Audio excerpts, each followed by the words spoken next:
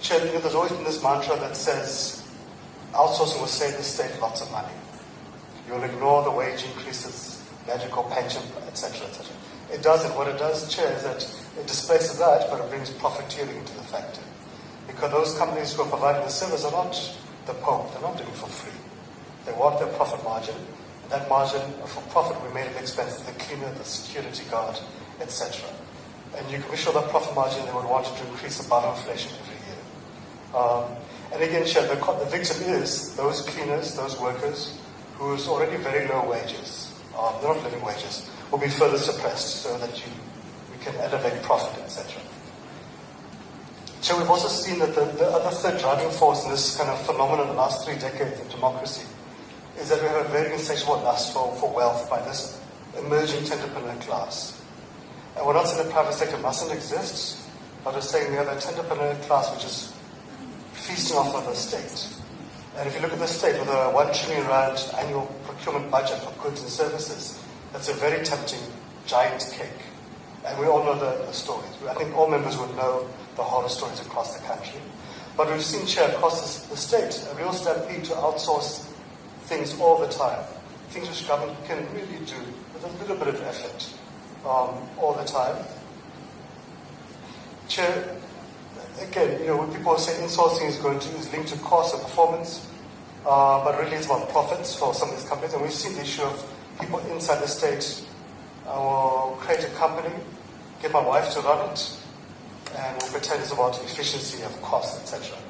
The worst thing, Chair, is that we would all know, Chair, I'm sure all members would agree with it across the board, that often these contractors fail to provide the very goods and services that they've been paid for. We've seen horror stories across the board at huge expense to the state. The state then has to intervene and pay twice. We've seen weekly headlines about inflated tenders, poor services, etc.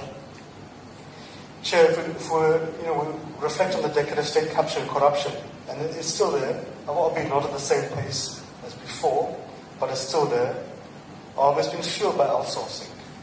And we've seen the javelin approach, where a manager creates a need to outsource, gets his cousin, his relative, etc.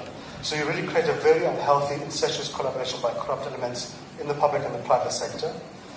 Chair, it also has weakened the capacity of the state to deliver simple public and municipal services that the working class, that businesses themselves, the economy depend upon. We've seen it bleeding the state of resources that should have been used to build hospitals, to maintain schools, to invest in policing, etc. And Chair, I think if we want to win this war against state capture and corruption, which I think most members would want to, then we need to begin to close this chapter, install such functions. Chair, again, I think all of us, we no longer look forward to reading the Sunday Times because we're going to see which politician, which relative got which tender, how it is inflated, how shoddy the delivery of the service was. And again, Chair, the solution's in our hands. We have to act upon this following out of the state. Chair, I think the key thing is about recapacitating the state. We've really created a dangerous culture where the state is so weakened, it struggles to provide the most basic of services. And so, Chair, I think from our side, we think the bill provides a very fair and common sense path to end this fragmentation of the state. We think this bill should appeal to every political party in Parliament as part of this journey. We think it provides space, Chair, for a really long overdue debate in Parliament on this issue. We think, Chair, critically provides a binding legislative path to help us tackle the cancer of state capture and corruption, which is decapacitating the state, to really help protect and affirm workers' hard-won rights, especially the most vulnerable workers, but also to save the state a lot of money which is really needed for frontline public services. So a chipping, Chair, for us is really critical for Parliament, for this portfolio committee, to provide space for meaningful debate on this issue. Chair, yes, there might be a need to polish, like with any other bill, to polish rough edges here and here. That's fine. Let's get informed input of key parts of the state. We'd be quite keen, Chair, to have the Hawks, the SIU, speaking about how they've struggled around the state capture crisis and how insourcing actually eased the burden upon them. Chair, we do appreciate that, EFF, much to its disappointment, isn't a majority party, so this requires cross-partisan from the ANC, the DA, the IFP, etc., MK, and so forth, to get support.